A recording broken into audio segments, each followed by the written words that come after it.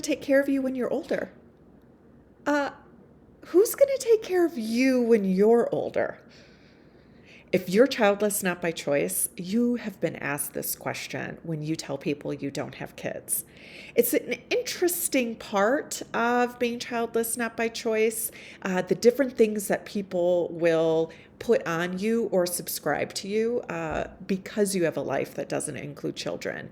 And the idea that not having kids mean that you won't be taken care of or that you'll be alone in your golden years is not true. You can be childless and not be alone when you're older. On the flip side, you can have kids and be alone when you're older. Having kids does not ensure that you are going to be taken care of. I think that many of us have seen examples of this, and there's many, many things that impact how people's golden years are spent. So, this video is some simple prompts or some simple things that you can respond with when you're asked, aren't you afraid of being alone? Who's going to take care of you when you're older? First, you can respond, yeah, I am. And I think I would have some fear and anxiety about getting older and being alone and what that might look like, even if I did have kids. Don't you? Number two, yes, and I'm making a plan for how I would like my life to look. I'm not making any assumptions about what my life will or will not look when I'm older. I think those of us who are childless, not by choice, we know that more than anybody, that we can have a preset idea of how our life is gonna go, but it doesn't always work out that way. So make a plan. And you can tell people, yeah, I'm making a plan for how I would like my life to go. I'm going to design the life that I want. The next thing you can say is, no, I'm not worried about that. And just because I don't have kids doesn't mean I don't have a family. The next thing you can say is, no, are you? Are you sure your kids are going to help you when you get older? Are you sure they're going to be around to do that?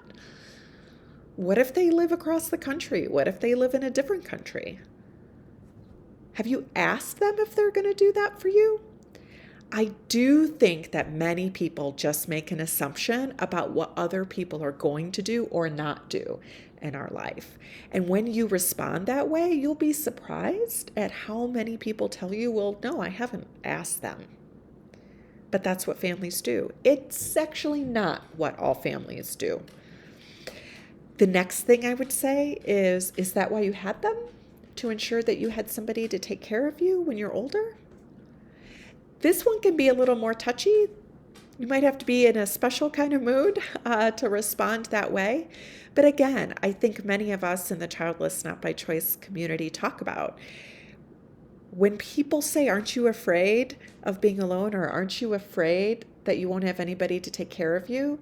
That kind of begs the question, is that why you had kids? To have somebody to take care of you? And the last way that you can respond is, thanks for your care and concern, and the plan that I have for my golden years takes into consideration all different types of possibilities that could happen. So, again, just because you are childless, not by choice, it does not mean you're going to die alone. It doesn't mean you won't have people to take care of you. It doesn't mean that you don't have a family. It doesn't mean you won't have a chosen family. It does mean you might have to plan a little bit around it. But we all should be planning around what we would like our golden years to look like.